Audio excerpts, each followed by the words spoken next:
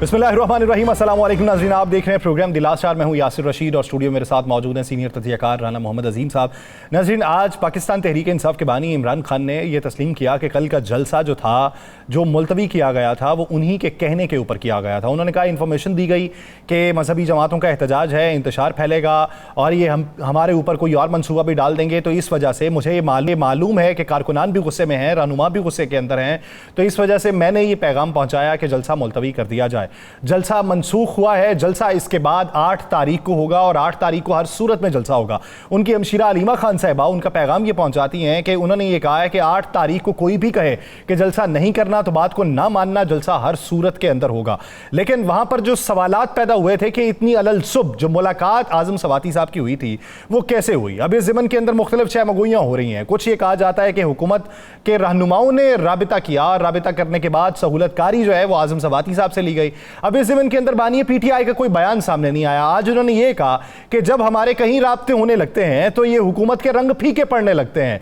उन्होंने ये भी कहा कि नवाज शरीफ जो है वो अपना बैग पैक कर चुके हैं और वो चले जाएंगे यहाँ से। अब ये बातें जो हो रही हैं, हुकूमत को टफ टाइम देने के लिए बातें ये भी हुई। जो आज अपोजिशन इत्तेहाद की मुलाकात हुई उसमें उन्होंने सजेशंस कुछ दी, कुछ तजावीज़ ऐसी थी कि जिस ज़िमन के अंदर बात ये हुई, महमूद खान अचकज़ई साहब से मंसूब की जा रही है बात कि महमूद खान अचकज़ई साहब ने कहा कि कायमा कमेटीज़ जो हैं उनसे इस्तीफे दे दिए जाएं ताकि ये हुकूमत के ऊपर प्रेशर बिल्ड किया जा सके। अब इसके अंदर कितनी सच्चाई है ये देखना है। मौलाना फजलुर रहमान साहब से हाउस के अंदर जो है वो ताउन मांगा गया है, तो मौलाना फजलुर रहमान साहब ने उसका जवाब क्या दिया। इस सारे मामले के ऊपर बात होगी। राना साहब की तरफ बढ़ते हैं। राना साहब, सबसे पहले बात ये कि जो ये कहा गया कि मैंने ही मना किया था और फिर ये कहा गया कि कोई भी कहे, कुछ भी कहे, जलसा मनसूख नहीं करना, तो ये दोनों बातें आपस में मुमासलत रखती हैं। बिस्मिल्लाहिर्रहमानिर्रहीम। अस्सलातु वस्सलामु अलैका या सय्यदी या रसूलल्लाह, अस्सलातु वस्सलामु अलैका या सय्यदी या हबीबल्लाह। ताजदार ख़त्म नबूवत ज़िंदाबाद ज़िंदाबाद। सबसे पहले तो यासर में और आप हम दोनों मिलकर दुआ करते हैं उन शहदा के लिए जो पुलिस के एहलकार शहीद हुए, और दुआ करते हैं कि अल्लाह उन ज़ालिमों को इबरतनाक सज़ा दे, आमीन, कि जो कच्चे के डाकू पक्के के डाकू बन गए, और उसके जो ज़िम्मेदार हैं अल्लाह उन्हें भी हदायत अता फरमाए। आज इंतहाई अफसोस है, इतने खूबसूरत जवान जिनकी शहदा की जो हमने तस्वीर देखी हैं। अब ज़रा बात करते हैं। आपने कहा देखें एक बात बड़ी क्लियर है, और वो बात यह है कि कोई तो था ना, पैगाम रसा कोई तो था। इतनी सुबह जेल में मिलने जाना, अगर तो इमरान खान के कहने पर, बानी तहरीक इंसाफ के कहने पर फौरी तौर पर किसी को बुलाकर मुलाकात कराई जा सकती है, तो फिर तो यार बल्ले बल्ले हो जानी थी। फिर तो इसका मतलब है बानी तहरीक इंसाफ जो है, इमरान खान वो जेल में नहीं है, वो तो बनी गाला में या ज़मान पार्क में है कि जब चाहे जिसको चाहे बुला लिया। और अगर किसी को बुलाया गया है, कोई सुबह आया है जिसके लिए जेल के दरवाजे खुले हैं, और कुछ लोग कह रहे हैं टेलीफोन पे बात हुई है, कुछ लोग कोई चीज़ कह रहे हैं, जो भी है चीज़ है, तो इसका मतलब है किसी जगह से दरवाजे खुल गए हैं। ऐसा साहब, किसी जगह से दरवाजे खुल गए हैं। जेल का दरवाज़ा खुलने का मतलब है किसी और जगह से भी दरवाजे खुल गए हैं, और जब दरवाजे खुल जाएं तो फिर आना जाना लगा रहता है। फिर खुले दरवाज़ों से जाने वाले अंदर जो बात करते हैं उस बात से भी खुले दिल से उन चीज़ों को तस्लीम करके आते हैं। ये बात आप ज़हन नशीन कर लें।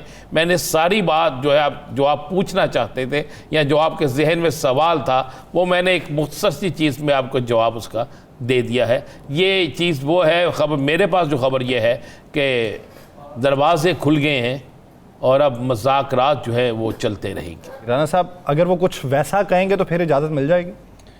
बात यह है कि अगर हम वो पार्ट भी निकाल लेते जिसमें जब राना सनाउल्लाह साहब से सवाल किया गया कि सुबह इतनी जल्दी जेल में किस तरह गए और खान साहब को किसका पैगाम आया, तो जो राना सनाउल्लाह साहब की गुफ्तगू थी, वो जितनी इन्होंने गुफ्तगू की है वो सबसे बेहतरीन गुफ्तगू वो थी यासर साहब। अच्छा, असल तो गुफ्तगू वही थी।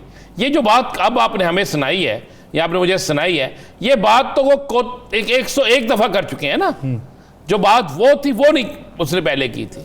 उसी बात ने तो मुस्लिम लीग नून को परेशानी डाली हुई है, उसी बात ने तो सब कुछ किया हुआ है। अगर आप हम नेक्स्ट प्रोग्राम जब करेंगे पीर के रोज़, तो इंशाल्लाह मैं 50 फुटेजें निकाल के दिखाऊंगा कि किस तरीके से नवाज शरीफ ने किस तरीके से मरियम नवाज ने, किस तरीके से शहबाज शरीफ ने क्या क्या अल्फाज अदा किए हुए हैं। सुप्रीम कोर्ट के बाइट जलसे में इन्होंने क्या कहा था, तो क्या उसके बाद इन्हें इजाज़त नहीं मिली थी? गुजरांवाला के जलसे में इन्होंने क्या कहा था, क्या उसके बाद इजाज़त नहीं मिली थी? लाहौर के जलसे में इन्होंने क्या कहा था, क्या उसके बाद इजाज़त नहीं मिली थी?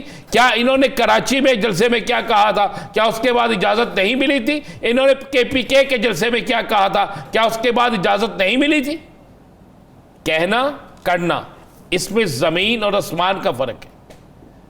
जैसे अली अमीन गंडापुर साहब के बारे में कहा जाता है कि वो जो कहते हैं उसके मुतबादिल हुकूमत के साथ जो ताल्लुकात हैं उसमें रवैया। सवाबी जलसा हुआ जी, को पत्ता टूटा, नहीं, गमला टूटा, गाड़ी टूटी, कोई ऐसा काम हुआ, कोई सरकारी खजाने से पैसा लगा, तो फिर क्यों ये फिक्र करते हैं?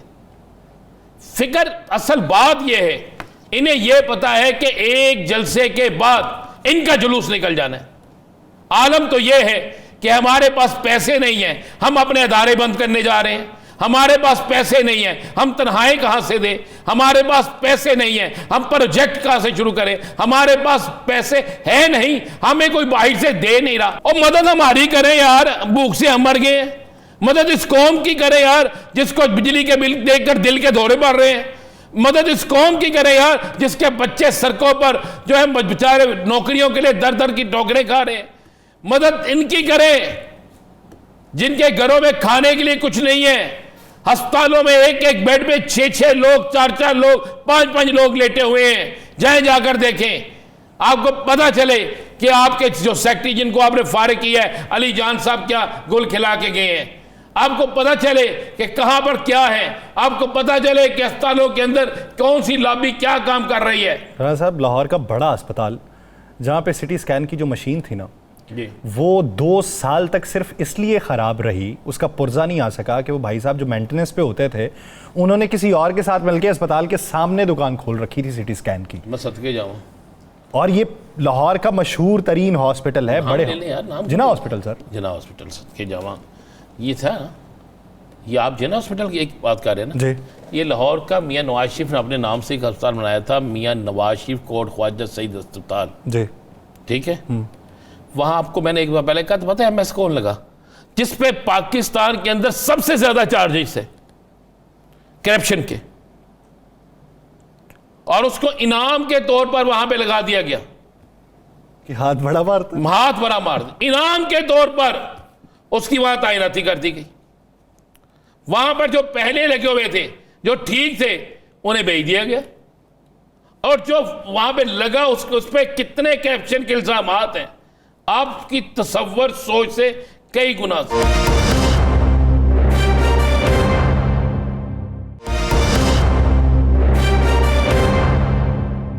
सब 12 से 15 लाख में घर बन जाता। 12 से 15 लाख में घर बन जाता। अभी वो ताहिर साहब मेरे से पूछेंगे, हम ऐसे ताहिर सिंधु से पूछेंगे।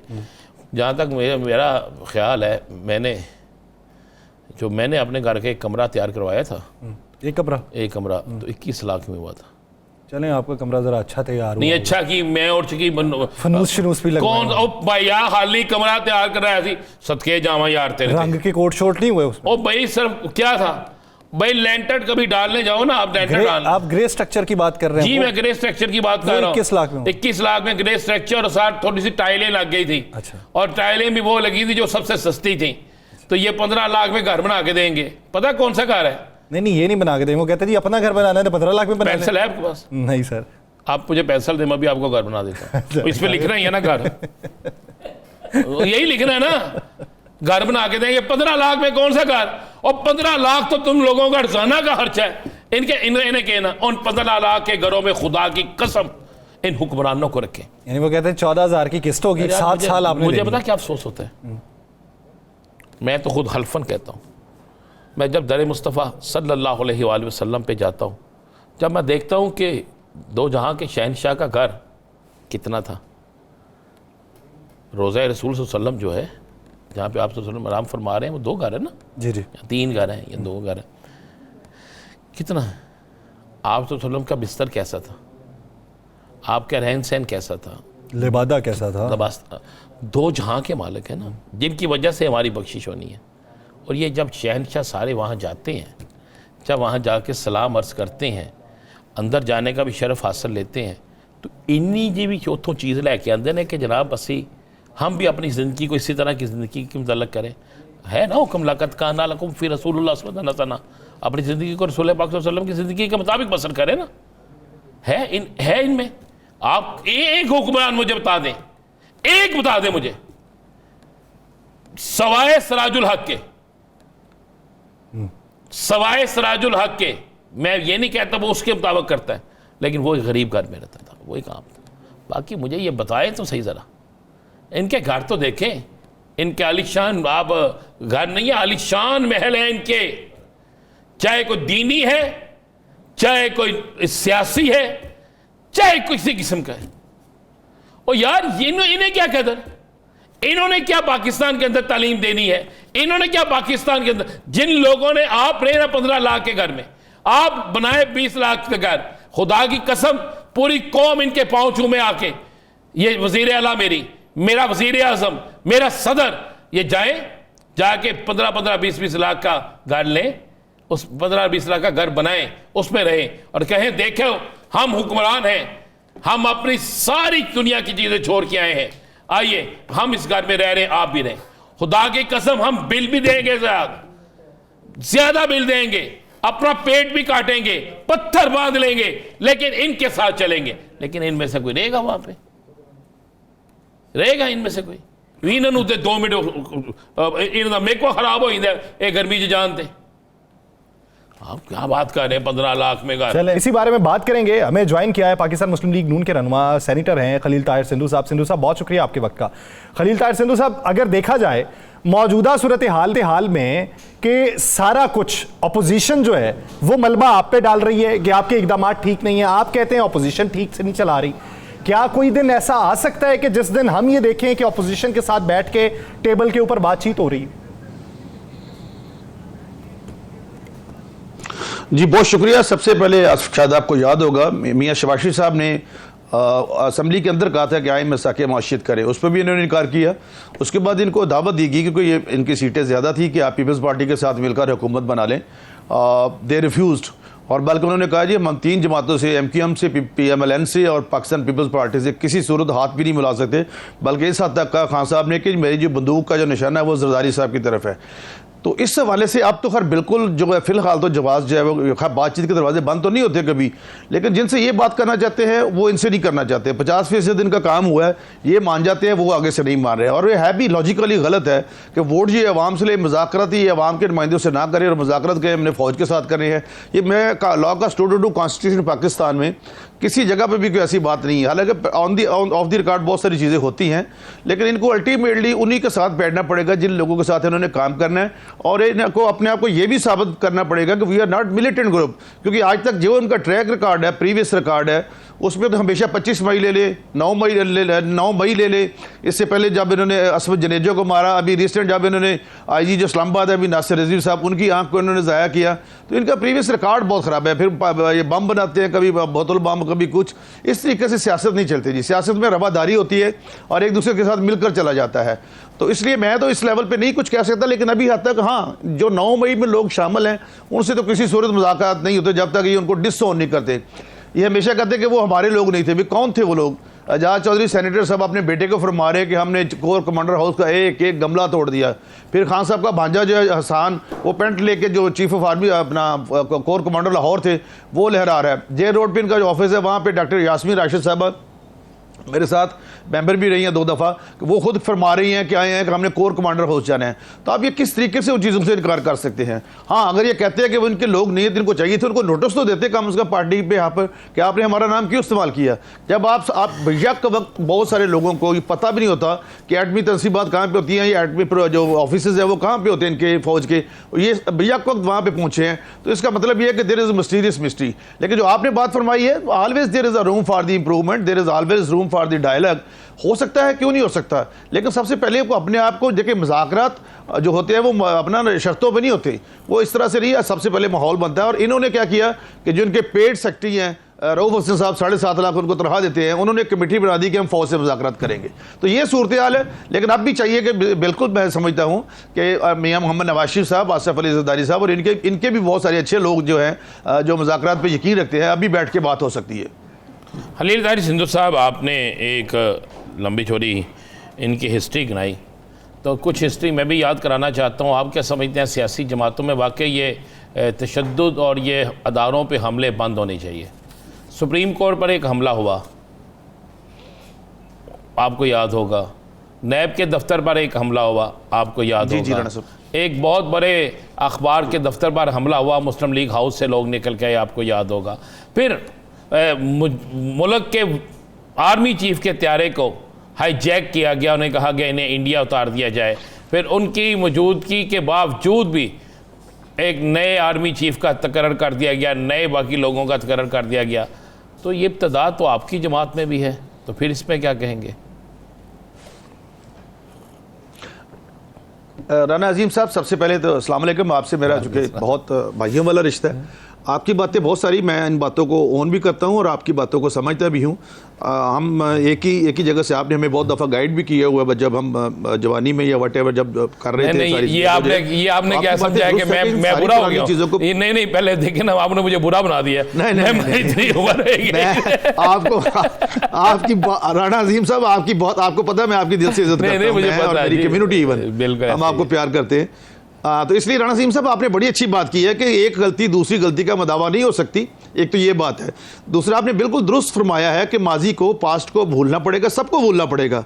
काम सबसे गलतियां हुई हैं, सब ने बात की है। लेकिन जो आपने त्यारे की बात की, आपको पता है कि उस वक्त बाद में सुप्रीम कोर्ट ने फैसला किया था, और इवन रिसेंटली आपको पता है कि लाहौर में काजी फायज़ साहब ने भी ये फरमाया था, इस वक्त तक जो सुप्रीम कोर्ट के चीफ जस्टिस हैं, कि वो गलत केस था या वट एवर। एनीहो, इसके बावजूद भी आपकी बात में वजन है। मैं उसको समझता हूँ कि ऐसी बातें अगर मुल्क की बेहतरी करनी है और अगर कॉमन मैन की बेहतरी सोचनी है, तो फिर सारी पुरानी बातों को भूल कर हमें सबको एक टेबल पर आना पड़ेगा। और बिल्कुल दो गलतियां कभी किसी गलती का मदावा नहीं हो सकती। सवाल ये है कि कितनी पुरानी गलतियों को भूला जा सकता है और कितनी पुरानी को नहीं भूला जा सकता? मैं समझता हूं जी सबको भूलना चाहिए, मासवाए इसके कि जो भी उसको भी भूला जा सकता है। ये जो 9 मई का है कि उसमें हमने तो नहीं कहा कि एटमी तंसीबात में हमला किया। देखें, मैं आपसे भी और राना अजीम साहब से भी गुजारिश करूंगा, सिर्फ एक फिक्रा बोलूंगा कि क्या हमें वो नौजवान चाहिए जो घर के बाहर हमारी बंदूक लेके हिफाजत कर रहे हैं, या वो जिसने अहद किया है कि मैं वतन के लिए कुर्बानी भी दूंगा और शहीद भी होगा, या हमें वो चाहिए कि ये गुड तालिबान है या बैड तालिबान है? इन दोनों में से एक को चुनना पड़ेगा जी। हम अब अपने कभी भी शख्सियात अहम नहीं होती, अदारे और जो पाकिस्तान है, सबसे पहले पाकिस्तान ये अहम तरीन है जी। इसके बारे में सबसे पहले हमें और कुछ, मैंने जिस दिन सेनेट में आया हूँ, 4 दफ़ा मैं पंजाब असम्बली में रहा हूँ, यहाँ पे भी आगे पहली स्पीच यही की थी कि कुछ कॉमनैलिटीज़, कुछ कॉमन चीज़ें जो हैं उन पर हमें इकट्ठा होना चाहिए, जो कॉमन इशूज़ हैं। और कॉमन इशू स्पेशली जो है वो गरीब आदमी का, जिसका जिस्म और रूह का रिश्ता बरकरार रखना मुश्किल हुआ है, तो उस पर हम सबको मिलकर उसके लिए सोचने की ज़रूरत है। बाकी ये सियासत जिंदा रहेंगे तो सियासत भी हो जाएगी, ना रहे तो फिर सियासत भी ख़त्म हो जाएगी।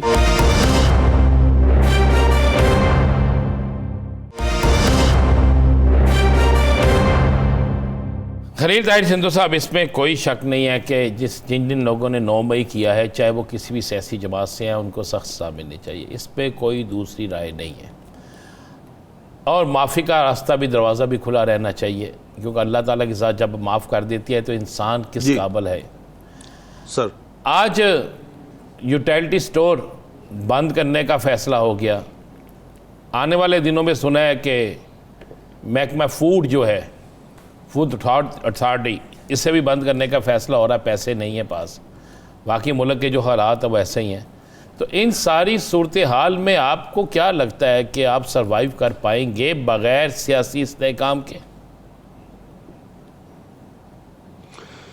आपका बहुत पर्टिनेंट क्वेश्चन है, बड़ा इंपॉर्टेंट। लकीली राना अजीम साहब, आज हमारी सेनेट की स्टैंडिंग कमेटी की मीटिंग थी इसी पे, प्राइवेटाइजेशन पे, और ये इशू वहाँ पे उठा था।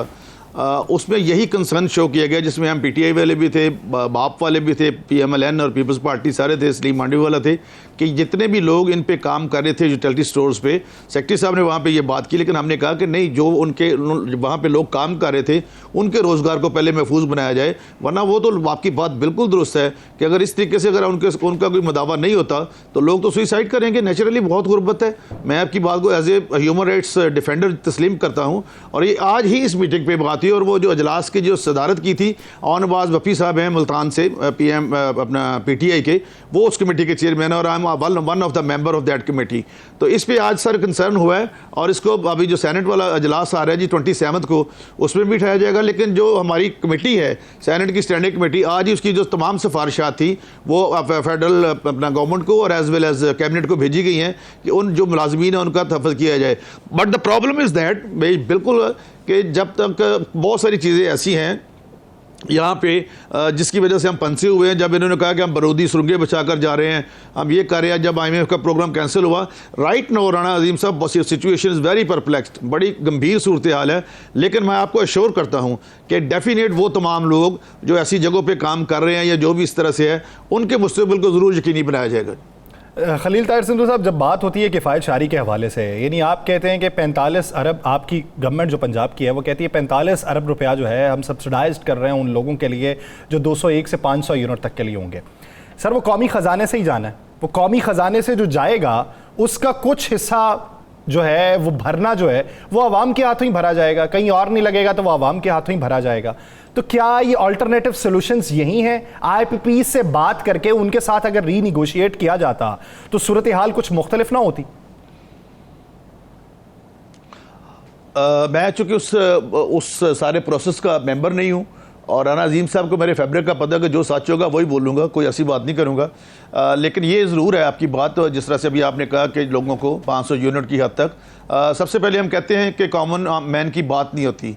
अब अगर उनको ये रिलीफ दिया गया, हाँ बिल्कुल सरकारी खजाने से निकाल के दिया जा रहा है पंजाब गवर्नमेंट ने, तो 18वीं तरमीम के बाद चूँकि कंकरेंट लिस्ट खत्म हुई, तमाम सूबे ये कर सकते हैं। लेकिन 2 माह के बाद उनके लिए जो मनसूबा शुरू किया जाएगा वो सोलर का किया जाएगा, फिर घरों का किया जाएगा। तो ये कोई ना कोई कहीं से स्टेप शुरू करना पड़ेगा जी, वरना मैं जितने मर्जी अच्छे अल्फाज बोल लूँ या जो मर्जी बातें कर लूँ। सर, वो राना साहब आपसे सवाल करेंगे, आपने जो कहा कि ये घरों वाला मंसूबा शुरू किया जाना है, सर वो पता लगवाया वो 12 से 15 लाख रुपया मिलना है घर के लिए।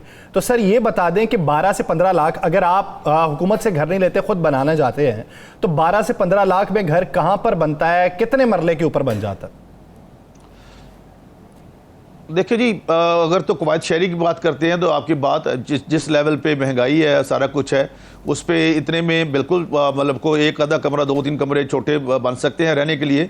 लेकिन आप बिलीव करें, राना अजीम साहब को पता है कि मैं 4 साल, बड़ा मुश्किल होता है घर बनाना, मैं 4 दफ़ा मिनिस्टर हूँ पंजाब में, मेरे पास आज तक लाहौर में कोई घर नहीं है, और ना कभी, खुदा का शुक्र है, अल्लाह पाक का रहमत है कि कभी कोई ऐसी बात की है। लेकिन ये जब प्यास बहुत तेज़ होती है तो मैं राना अजीम साहब से ही रिक्वेस्ट करता हूँ, उस वक्त पानी की एक बूंद की भी बहुत बड़ी कीमत होती है। कम से कम शुरू करें, एटलीस्ट कहीं ना कहीं से स्टार्ट लिया जाए, उसके बाद ऑटोमेटिकली देखेंगे अल्लाह पाक जो है वो जिस तरह भी उन्होंने फरमाया माफ़ी की वाली बात पे, तो अल्लाह पाक भी मदद करेगा, कोई ना कोई सोर्सेज और भी निकलेंगे। लेकिन चूंकि हमें पंजाब गवर्नमेंट को, मियां शहबाज शरीफ साहब को बहुत सख्त स्टेप लेने पड़े, और उसकी वजह से IMF से कर्जे की वजह से, चूँकि इन्होंने प्रोग्राम कैंसिल कर दिया था, तैमूर झगड़ा साहब को फ़ोन कर दिया, शौकत तरीन ने, और मोहसिन लगारी साहब को, तो चूँकि उस वक्त फिर हमें डबल रेट पे और उससे भी ज़्यादा, और ये एक इंटरनेशनल कोवोनेंट है कि जब तक आपको IMF कर्जा नहीं देती उस वक्त आप दोस्त ममालिक भी नहीं देते। तो इसलिए कुछ तब्दीली आएगी जी, डेफिनेट इस पर किया जाएगा। इट डज नॉट मीन कोई भी सर, कोई किसी की भी गवर्नमेंट हो, हमारी हो, PTI की हो, किसी और की हो, कोई भी ये नहीं चाहता कि उसकी गवर्नमेंट की जग गंसाई हो। लेकिन हम किसी न किसी जगह से अगर आखिरी मंजिल तक जाना तो पहला स्टेप जो है वो ज़रूर लेना पड़ेगा जी। अच्छा खलील साहब, ये तो बता दें मुझे कि हम सुन के थक गए, IMF से कर्जा मंजूर हो गया, हाँ फाइनल हो गई डील, सब कुछ हो गया, लेकिन फिर जाके अचानक से एक पता चलता है कि अभी IMF वाले गौर कर रहे हैं, अभी कोई मसले मसाइल रह गए। आप बता दें कि असल बात क्या है? Sir, it will take one तो नहीं, बट इट विल 1.5 मंथ कि अभी इस चूँकि इस दफ़ा शामिल उसमें नहीं है उस प्रोग्राम में, लेकिन डेफिनेट जो है जी लोन जो मिलेगा।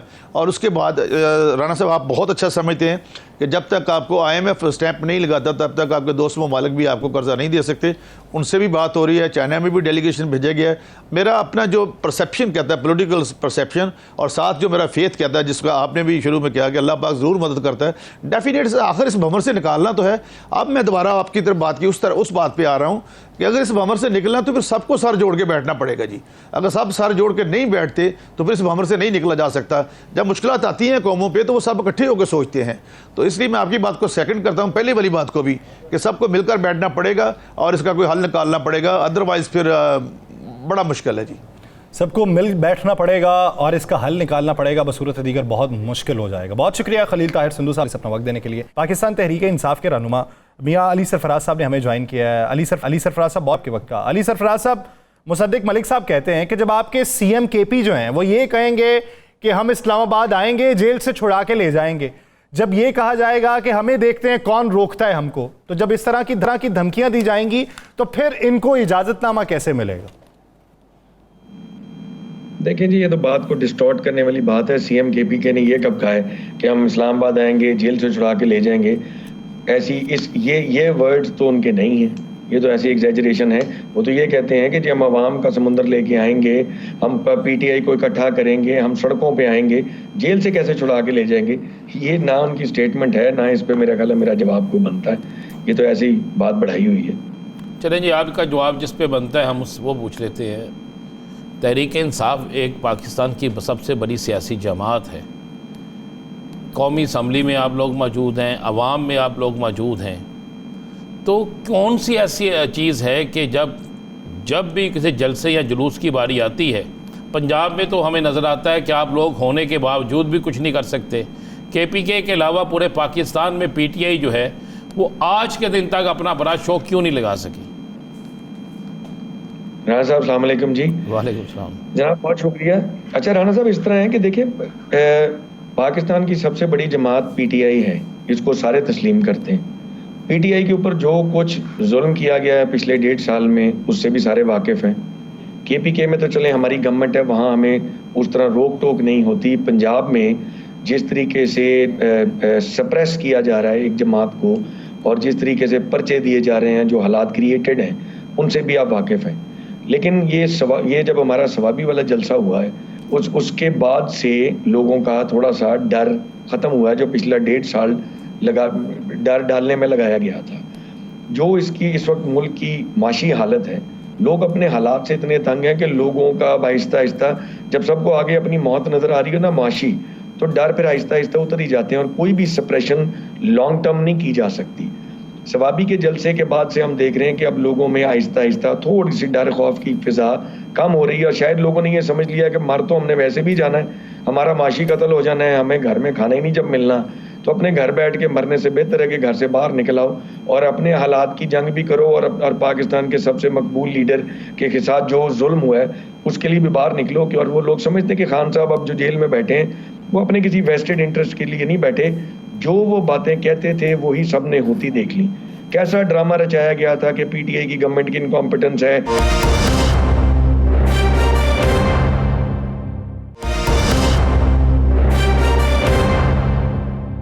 अच्छा, मुझे ये बताएं कि मौलाना फजल रहमान से आज मुलाकात बड़ी अच्छी रही।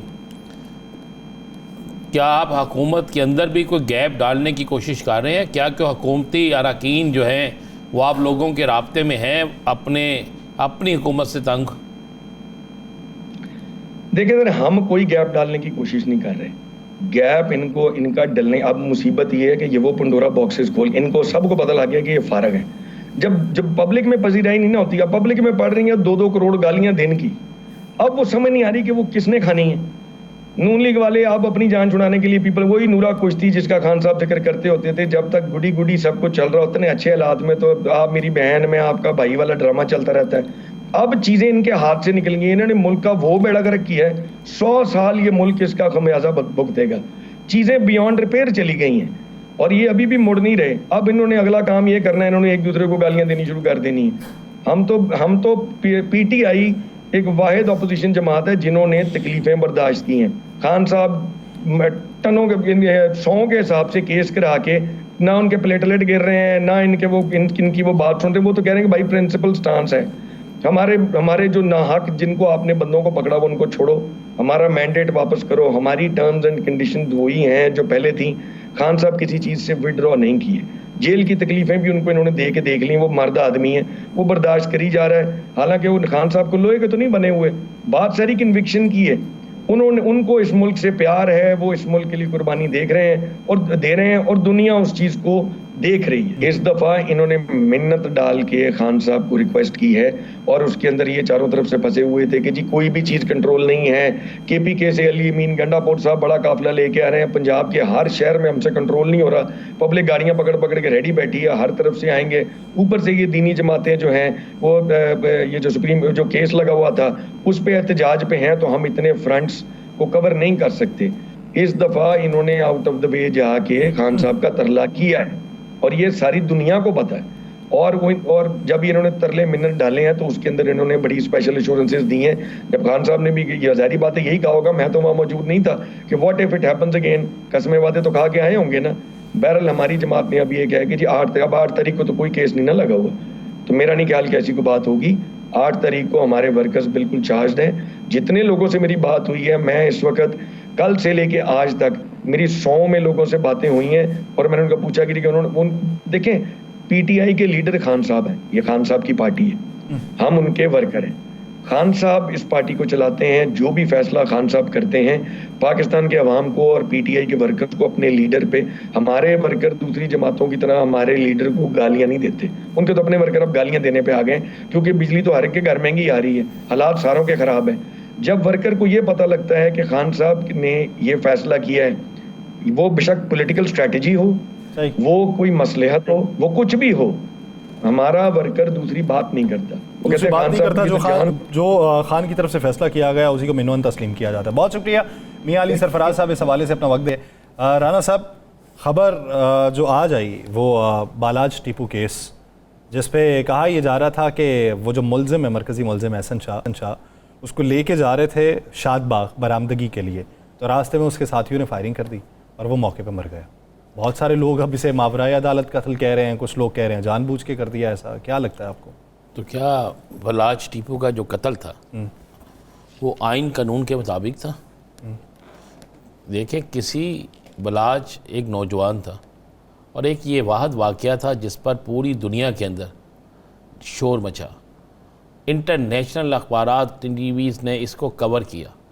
उस मासूम नौजवान जिसके वालिद, जिसके दादा, सारा ख़ानदान जो है वो इस दुश्मनी की बेन चढ़ गया और उसने कुछ किया भी नहीं था, और उसको जिस तरीके से मारा गया वो वीडियो आपने भी देखी ना जी। और जब एक करीबी साथी, एक मीर जाफ़र कुर्दोगलो, क्या नाम रखते हैं, कुर्दोगलो जैसे लोग जो हो, वो ऑटोमन एम्पायर से भी पहले की बात कर रहा हूँ, तो वो जैसे हो तो फिर आप अंदाज़ा लगा लेना फिर क्या होना चाहिए। मैं समझता हूँ कि अगर पुलिस की स्टेटमेंट है, वो मुबाइना पुलिस मुकाबला या कोई भी है, आखिर इंजाम को तो किसी ने पहुँचना था ना।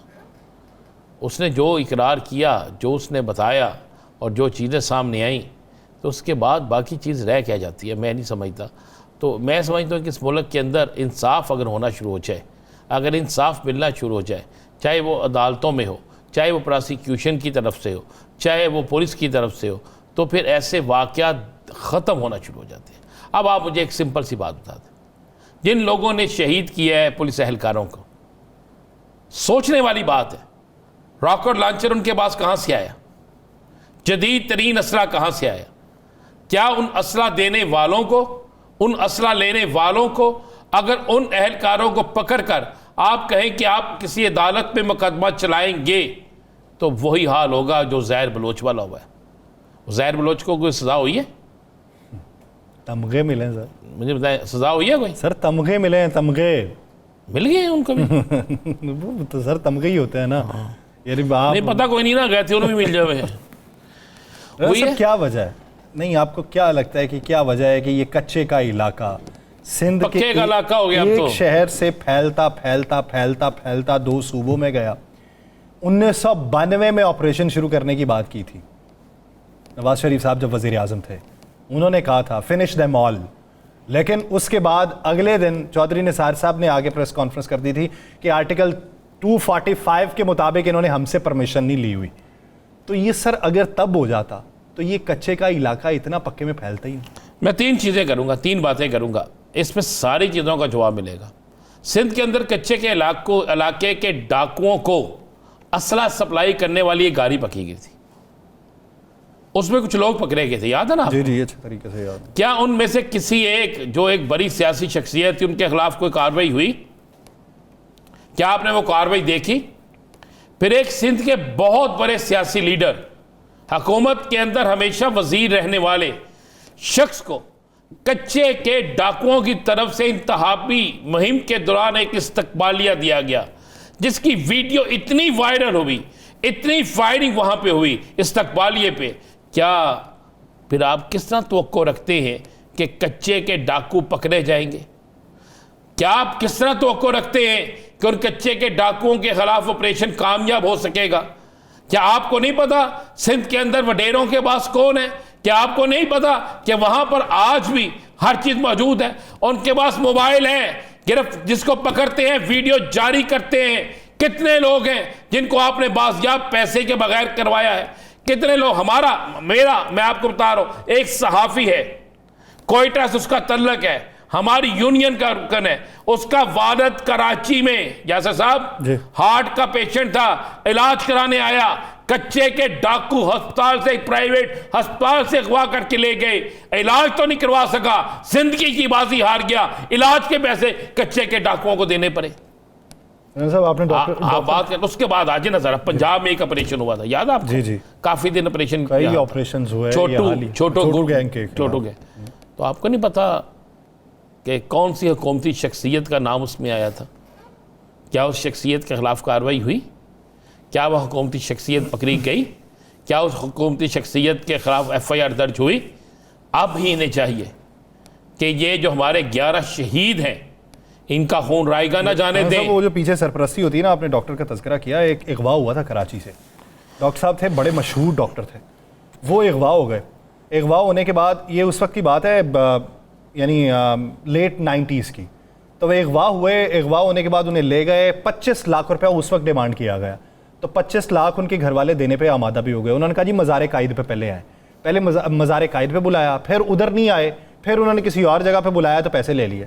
वो डॉक्टर साहब एक बार अपने क्लिनिक पे बैठे हुए थे, तो उस वक्त उन्हें घर से इतला आई कि शादी का फंक्शन है, आ जाएं, सारे मेहमान आए हुए हैं, उनकी बेटी की शादी थी। वो कहते हैं मैं वापस पहुँचा हूँ, गेट से जब अंदर हो रहा हूँ तो एक सामने शख्स देखा है मैंने, उसने अपना जब मुंह से दुपट्टा हटाया है तो वो वही था जिसने मुझे अगवा किया था। तो कहते मैं डर गया हूँ, मैं डरा हूँ कि क्या बोलूँ। तो वो आगे बढ़ के कहता है कि साईं आप हमारे साईं के डॉक्टर हैं। तो मुझे बाद में पता चला, तो साईं बहुत नाराज़ हुए थे, तो साईं के कहने पे मैं आज आपको आपके पैसे वापस करने आया हूँ, जो मेरा हिस्सा है ना वो अपनी बेटी की शादी पे आप बतौर सलामी जो है वो कबूल कर लें। ये सूरत हाल, ये हकीकी वाक़यात के ऊपर मबनी है। तो मुझे एक बात बताएं, तो फिर किस तरह आप ख़त्म करेंगे? पहली बात यह है कि उनके पास इतना जदीद तरीन असला कहाँ से आया? वो रास्ते, वो नाके, वो पुलिस के नाके क्या आम आदमी को पकड़ने के लिए थे? अगर पुलिस ने अब अपने 11 जवानों का, उनकी शहादत का बदला ना लिया, उन शोहदा के खून को रहेगा जाने दिया, तो फिर हम कुछ नहीं कह सकते। कच्चे के डाकुओं को लगाम तो डालना होगी। इतने 32 साल 35 साल, उससे पहले भी ऑपरेशंस की बातें होती रहीं, इतने साल गुजर गए, नई नस्लें आ गई, कभी ना कभी तो उनका अंजाम जो है वो होगा और वो दिन ज़रूर आएगा। मुझे और राना साहब को दीजिए इजाज़त, प्रोग्राम का वक्त ख़त्म हो जाता है। आपसे मुलाकात होगी सोमवार के रोज़। अपना बहुत सा ख्याल रखिएगा। अल्लाह निगहबान।